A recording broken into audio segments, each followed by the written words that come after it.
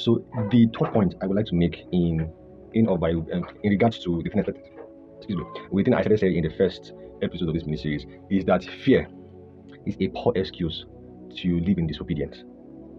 So you remember that when the master asked the third guy for profit with the thing that he gave to them, the Bible recorded that the servant said that he didn't do anything with the thing that the master gave to him and gave him because of a fear he had for the master. A fear as to the fact that he knows that the master don't like to reap where he didn't sow and everything. And in fact, the excuse that servant gave to the master with regards or as to why he didn't do business with the thing that the master gave him was a very silly excuse. A very silly excuse. He didn't know, but it was a very serious excuse. I think do well and listen to and read that passage of the Bible again. It is Luke chapter 19, verse 12 to 27. The excuse he gave was the reason why the master gave them the thing in the first place. You get? So he refused to do business with the thing that the master gave him because of fear of the master. But the thing now is that many Christians now are in a place where they refuse to do business with the thing that the Lord gives to them because of fear of people. I remember hinting at this thing in the episode 2 of this miniseries to say that many people will not let the thing that the Lord has given to them shine forth because of fear of men. In the case of that first servant, it was a fear he had for the master.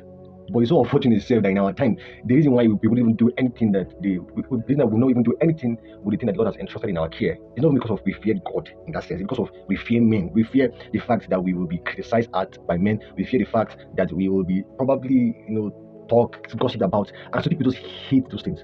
I really don't mind if people talk about me for doing this thing. Please go ahead and do. I love it. Talk about me for all. I don't care. Really. And this should be the dispositions of Christians, of believers, of people in general. If you've figured out your purpose, your calling, the reason why God brought you to this life, if you've discovered the thing that Lord has entrusted in your care, as I've been saying, fear of men should not be the reason why you will now refuse to give yourself to that thing. Again, people are not thinking about you as much as you think they're thinking about you. For real. I'm telling you, for real. What's the worst that will happen if you start doing that thing that the Lord has showed you to do? For real, let's discuss. What's the worst thing that will happen? No, think about it, that you'll be talked about. And so what? If, for example, now this thing I'm doing, I have like 5 guys gathered together and they start saying things like, this boy is doing this video.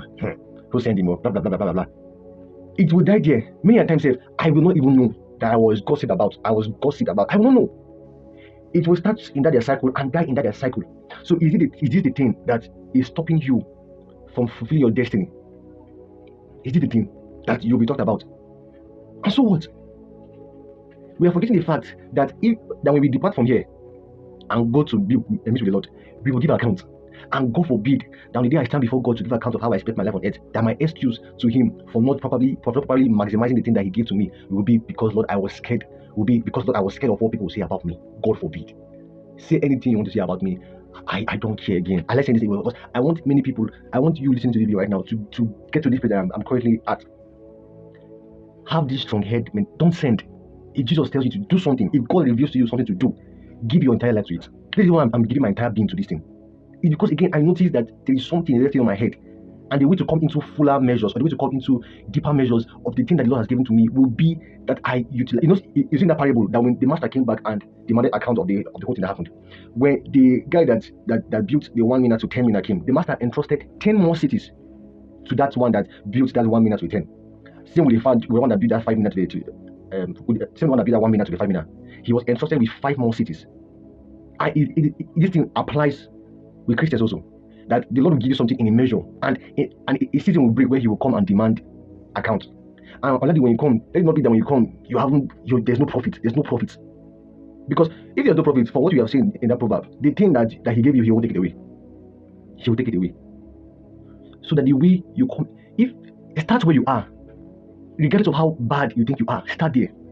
If the Lord has given you the go ahead, start there. Start there. Stop comparing yourself with someone that has raised 1 mina to 10.